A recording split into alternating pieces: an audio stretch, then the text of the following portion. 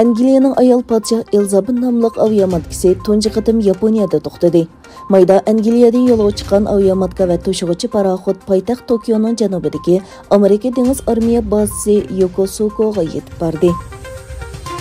2022 yillik Dünya Longxi Janubiy Amerika rayoni tanlash musobaqasining bir qismi sifatida Braziliyada o'tkazilgan Braziliya-Argentina musobaqasi Braziliya Sehiya atirdining maydoniga kirib argentinalik futbolchilarga mudohala qilish sababidan to'xtab qoldi va kechiktirildi. Venezuela hukumati va o'qituvchi vakillar ikkinchi qatimliq suhbat uchun yana bir qatim ko'rishdi. Venezuela prezidenti Nicolas Maduroning vakillari va o'qituvchi vakillar qatnashgan ikkinchi bosqichliq suhbat yana Meksikada boshlandi. Shimoliy Atlantik ahdi tashkiloti, ya'ni NATOning bosh kotibi Jens Stoltenberg, Rossiya va Xitoy xalqaro jamiyatining boshqa a'zolari bilan birlikda Afg'onistonning terrorlik tashkilotlarining o'z maqsadi uchun shiltilgan joyga aylanishining oldini olish kerak dedi. Yana bir tarafdan Yaponiya tashqi ishlar ministri Toshimitsu Rossiya va Xitoyni o'z ichiga olgan holda G7 davlatlar bilan Afg'oniston masalasi haqida yig'in o'tkazish niyatini o'tirg'a qo'ydi.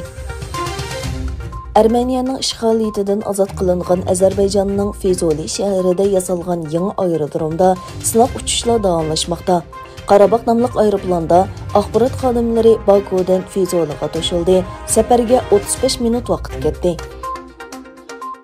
Birlashgan Davlatlar Tashkilotining bosh kotibi Antonio Guterres Gvineyadagi harbiy siyosiy o'zgarishni qattiq ayblaydiganligini e'lon qildi.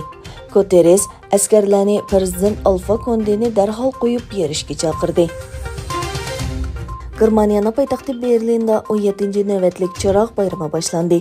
O'xshamagan san'atkorlar tayyorlagan badiiy va ko'rinishli rasmlar yuqori aniqlikdagi 3 o'lchamlik projektorlar bilan muzika tankashligida shaharning simvoli bo'lgan 75 binoga aks ettirildi. Rossiya tarafidan yutib olingan Qrimdagi xohlagancha qo'lga ilishlarga qarshi norozilik davomlashmoqda. Ukraina poytaxti Kiyevda Qrim Tatar Milliy Majlisining muavin raisi Nariman Slalni o'z ichiga olgan 5 Qrim tatorining qo'lga ilinishiga qarshi namoyish o'tkazildi.